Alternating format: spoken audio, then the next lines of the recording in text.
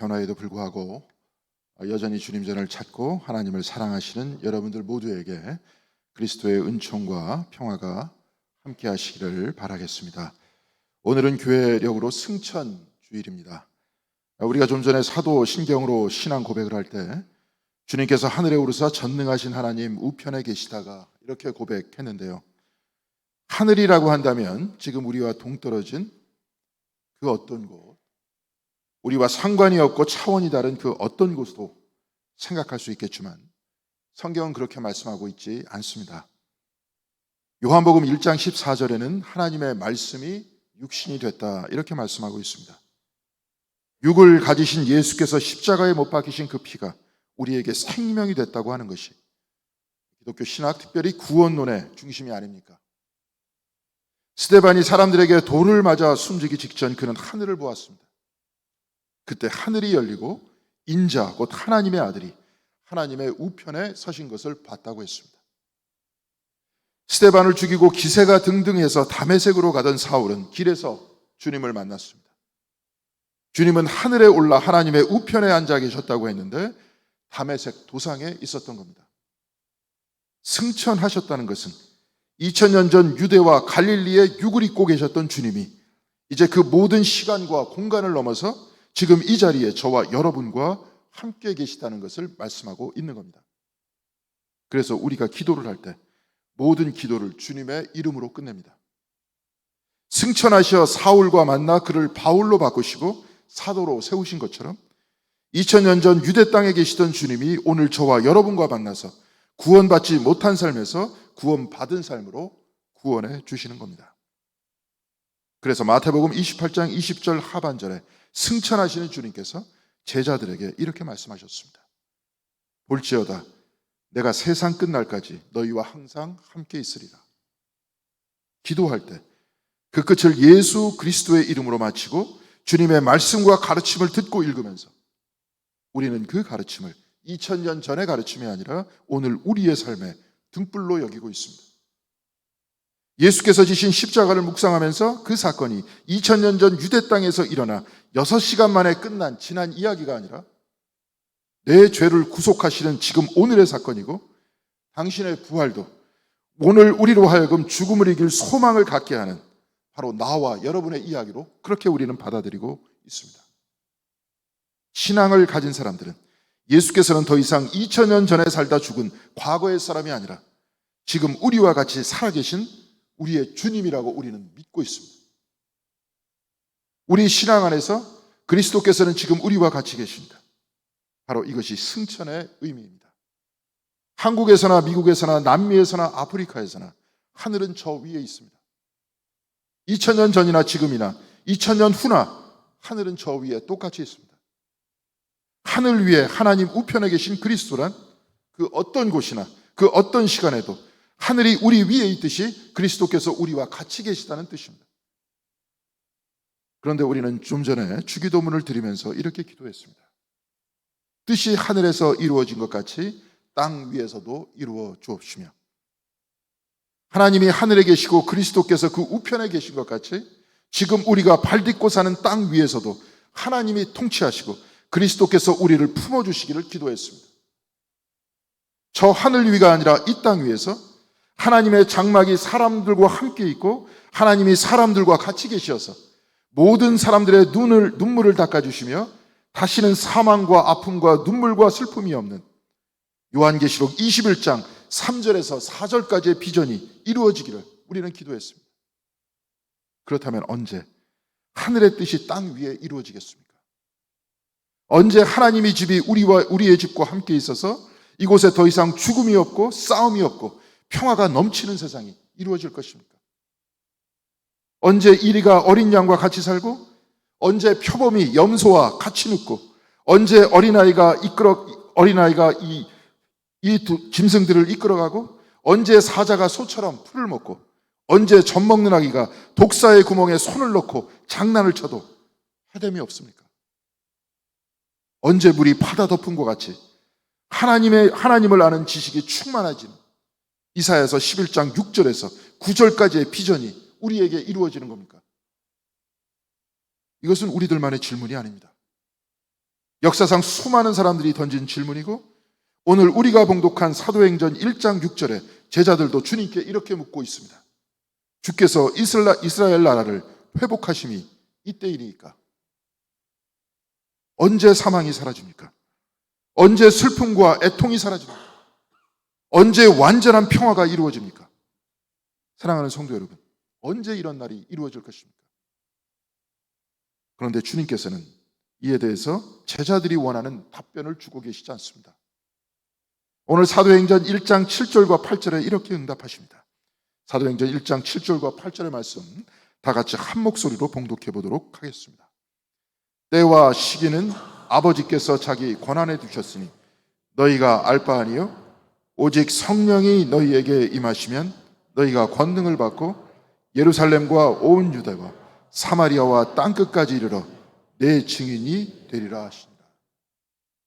언제 죽음이 정복됩니까? 언제 평화가 이루어집니까? 언제 하늘과 땅이 완전히 하나가 됩니까?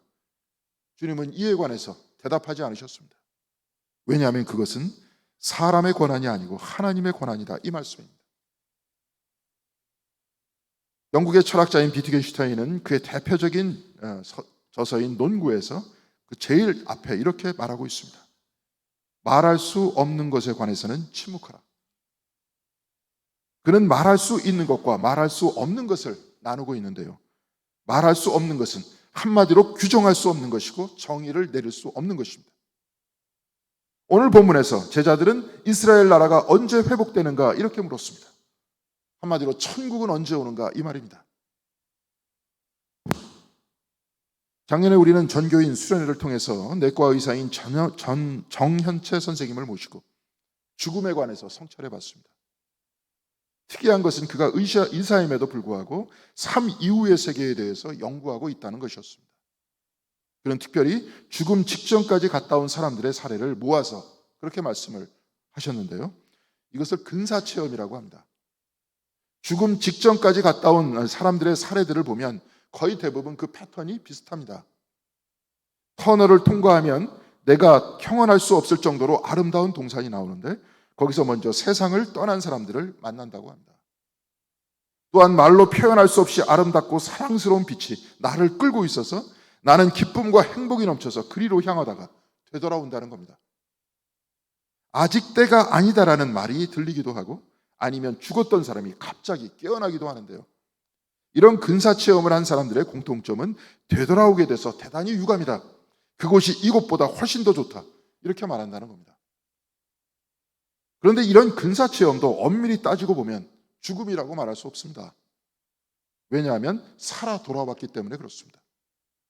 이를 기독교 신학적인 용어로는 소생이라고 하는데요, 소생이란 죽어서 산 것이 아니라 죽을 뻔하다가 산 겁니다. 그래서 죽음이라 불릴 수 없다는 겁니다. 특히 예일대학교에서 특강을 책으로 묶어서 우리나라에도 나왔죠. 칼 세이건이라는 사람이 죽음이란 무엇인가 이런 책을 썼는데, 죽음은 생명이 끝나는 것이기 때문에 죽음 이후의 삶이라는 것은 논리적으로 성립되지 않는다, 그런 이렇게 말합니다. 삶은 삶이고 죽음은 죽음인데, 특히 죽음이란 삶이 끝나는 것인데 죽음 이후에 어떻게 삶이 있다고 말할 수 있겠느냐, 이게 이 사람의 논리입니다. 또한 근사체험 역시 실질적인 죽음이 아니라 죽음 이후에 실질적인 죽음이 아니기 때문에 죽음 이후의 삶을 인정할 수 없다, 그런 이렇게 말합니다. 그런데 칼 세이건의 말 역시 저는 단정할 수 없다, 이렇게 믿고 있습니다. 왜냐하면 죽음이 아니더라고 하더라도 심장 박동이 멈춘 사람이 다시 살아난 경우가 있고 그의 심장이 멈춘 이후의 경험이 다른 사람들의 경험과 비슷하기 때문에 그렇습니다. 그래서 없다라고 말하는 것이 아니라 잘 모른다, 이렇게 말하는 것이 더 정확한 표현일 겁니다. 비트겐슈타인도 이와 같은 상황에 대해서 어떻게 생각하느냐, 아마 이렇게 물었다면 그 역시 이렇게 대답할 것입니다. 말할 수 없는 것에 관해서는 침묵하라. 그래서 말할 수 있는 것만 말하고 침묵해야 하는 것은 침묵해야 한다는 겁니다. 그렇다면 말할 수 있는 것은 무엇이고 말할 수 없는 게 무엇입니까? 특별히 비트겐슈타인은 말할 수 있는 것을 세계라고 했습니다. 세계를 그는 사실들의 모든 것이라고 했고 사실이란 일어나는 일이라고 했습니다. 지금 우리에게 있어서 세계란 뭡니까? 예배를 보고 있다는 바로 이 사실이 우리에게 일어나고 있는 사실입니다. 이 예배가 일어나고 있습니다. 좀 전에 찬송이 일어났었고 기도가 일어났었고 지금 설교가 일어나고 있습니다. 바로 이것이 세계라는 겁니다. 우리는 지금 이 세계 안에 있습니다. 일어나는 일 안에 있고 이런 일들이 결합된 것을 비트겐슈타인은 세계라고 했는데요. 바로 이 세계 안의 일이 우리의 일이고 이를 벗어나는 것은 우리의 일이 아니라는 겁니다. 그것은 말할 수 없는 것이고 말할 수 없기 때문에 침묵해야 하는 겁니다. 비트겐슈타인의 논리에 오늘 본문의 말씀을 적용시켜보면 그 답도 오늘 말씀과 동일하게 나옵니다. 제자들은 이스라엘 나라가 언제 회복되느냐고 물었습니다. 이때 예수께서는 너희가 알 바가 아니라고 했습니다. 바로 그 세계는 지금 일어나는 일이 아니기 때문에 그렇습니다. 사람의 일, 곧 세계의 일이 아니기 때문에 침묵해야 하는 것이 맞습니다. 말할 수 없는 것은 사람의 일이 아니라 예수께서 가라사대 하나님의 일이라는 겁니다. 오늘 주님께서는 성령께서 너희에게 임하시면 너희가 예루살렘과 온 유다와 사마리아와 땅끝까지 이르러 내 증인이 될 것이다. 이렇게 말씀하셨습니다. 예루살렘과 온 유다와 사마리아와 땅끝, 바로 이곳이 제자들의 세계입니다. 주님께서는 할 수 없는 것에 관해서는 침묵하라 하시면서 너희의 일, 곧 너희 세계 안에서 주님의 증인이다라고 말씀하고 있습니다. 주님께서는 이들 제자들의 세계를 예루살렘과 온 유대, 그 다음에 사마리아와 땅끝이라고 했습니다. 이 세계는 말할 수 없는 세계가 아니라 이들이 살고 있는 이들의 세계였습니다. 제자들은 모두 다 유대인들이었습니다. 그러니까 예루살렘과 온 유대란 이들이 살고 있는 이들의 나라입니다. 그런데 주님께서는 여기에 사마리아를 붙입니다. 사마리아란 북이스라엘을 뜻하는 말이기도 하지만 유대인들은 이 사마리아 사람들을 좋게 보지 않았죠. 자, 지도를 잠깐 보도록 하겠습니다. 이스라엘 지도를 보면 제일 밑에 유대가 있고 그 위에 사마리아가 있고 그 위에 갈릴리가 있습니다. 그런데 유대인들은 사마리아를 넘어서 갈릴리로 가려고 하면 사마리아를 거쳐서 가는 것이 아니라 그 옆길로 돌아서 갔습니다. 천한 땅이었기 때문에 그렇습니다. 갈릴리에서 유대 땅으로 내려올 때도 마찬가지로 돌아서 내려왔습니다. 그런데 주님께서는 착한 사마리아 사람의 비유를 들어서 말씀하실 때 사마리아 사람을 우리의 이웃이라고 하셨습니다. 나와 같은 것이 아니라 나와 다른 사람이고 내가 싫어하는 사람이고 내가 차별하는 사람이라고 주님께서 말씀하셨는데 바로 그들이 이웃이라고 하셨습니다. 다르기 때문에 틀렸다고 생각하는 사람들, 바로 그들이 이웃이라는 겁니다. 그런데 주님께서는 나와 다른 사람이 살고 있는 사마리아에서 나의 증인이 되라고 하셨습니다. 주님께서는 땅끝으로 가라고 하셨는데요. 땅끝이란 지금의 스페인입니다. 유대 땅을 벗어나 땅끝에 있는 그 모든 나라와 마을들은 이방인들이 살던 곳이었습니다. 사마리아는 그래도 비슷한 측면이 있었습니다. 사마리아 사람들도 하나님을 믿고 모세의 율법을 공부하던 사람들이었습니다. 그런데 주님께서는 사마리아를 넘어 땅끝으로 가라고 하셨습니다. 이방을 향해 가라. 나와 완전히 다른 사람들을 향해 가라. 완전한 타자의 삶으로 들어가라. 이렇게 말씀하십니다. 그런데 주님께서는 이렇게 완전히 다른 세계로 들어가 싸우라고 하지 않으셨습니다. 정복하고 물리치라고 하지 않으셨습니다. 주님께서는 바로 그 다른 세계에 들어가 나의 증인이 되라고 하셨습니다. 예수의 증인이란 예수 사랑의 증인이 되라, 이 말씀이 아닙니까? 나와 다른 사람들이 살고 있는 곳, 나와 다른 생각을 가진 사람들이 있는 곳, 나와 가치관이 다른 사람들, 뜻과 방향이 다른 사람들이 살고 있는 그곳으로 가서 예수 사랑의 증인이 되라고 말씀하셨습니다. 그렇다면 이 말씀은 과거 제자들에게만 해당하는 말씀입니까? 아닙니다. 2000년 전 하늘이나 이스라엘의 하늘이나 지금 우리의 하늘이나 다 똑같이 저 위에 있듯이 이 말씀 역시 저와 여러분들에게 하고 계신 말씀입니다. 그렇다면 오늘 우리에게 유대와 예루살렘은 어디이고 사마리아는 어디이고 땅끝은 어디입니까? 우리가 저 사마리아에 가서 스페인에 가서 전도하라는 말씀입니까? 그것이 아니죠. 제자들은 유대인들이라고 했습니다. 그러니까 유다와 예루살렘은 나와 비슷한 사람들이 사는 곳일 것이고 사마리아는 나와 다른 사람이 사는 곳이고 땅끝은 나와 완전히 다른 사람이 사는 곳입니다.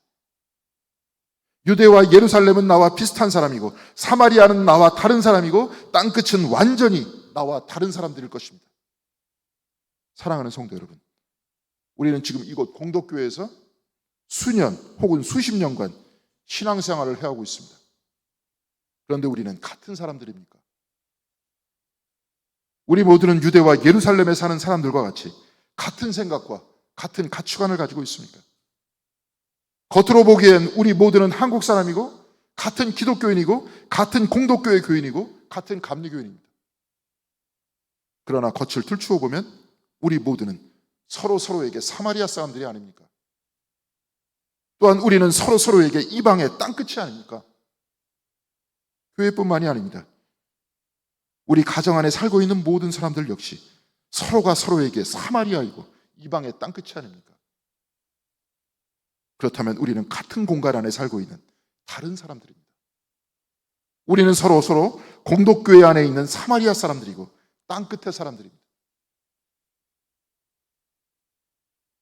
사회학자들이나 심리학자들이 한국 사회를 정의하는 여러 가지 말이 있지만 요즘 신문을 통해 나타나는 한국 사회의 특징을 저는 편가르기 사회다 이렇게 말하고 싶습니다.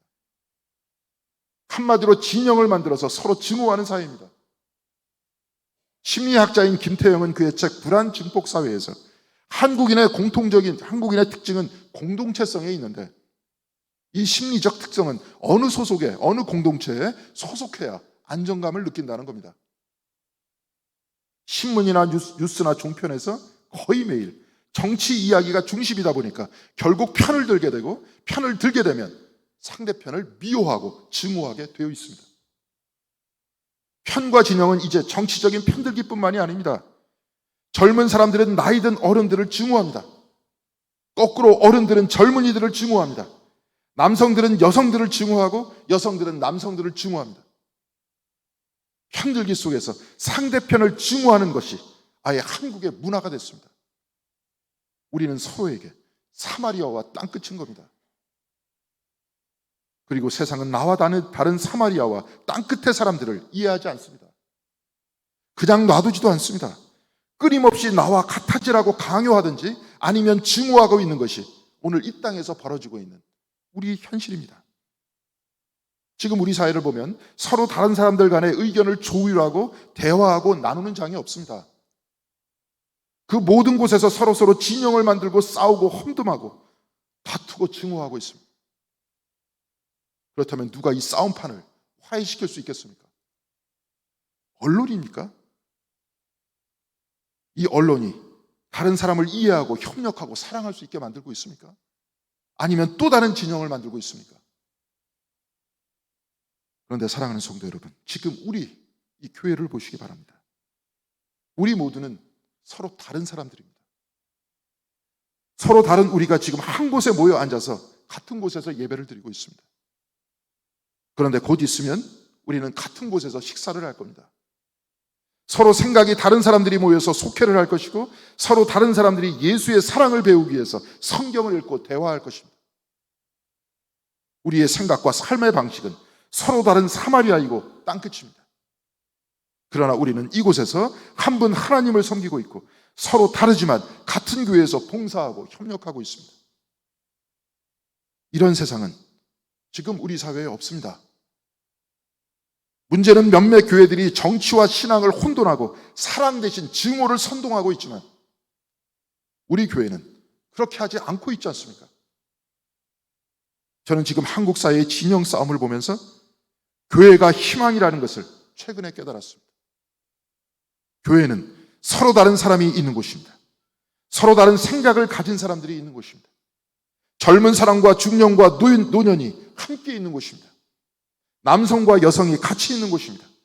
서로 다른 정치적인 성향과 서로 다른 뜻이 있는 사람이 모여서 같은 공간에서 예배를 드리고 한 분 하나님을 찬양하는 곳입니다. 우리는 모두 같은 교회, 그 같은 예루살렘과 유대 땅 안에 있는 것 같지만 우리는 서로가 서로에게 사마리아인이고 서로가 서로에게 땅끝에 서 있는 사람들입니다. 지금 우리는 이곳에 모여 있지만 주님께서는 이보다 더 한 걸음 나아가서 이렇게 말씀하십니다. 내 증인이 되라. 사랑하는 성도 여러분, 우리는 이곳에서 수년간, 수십 년간 말씀을 들으면서 신앙생활을 해왔습니다. 그렇다면 성경의 말씀은 한마디로 무엇입니까?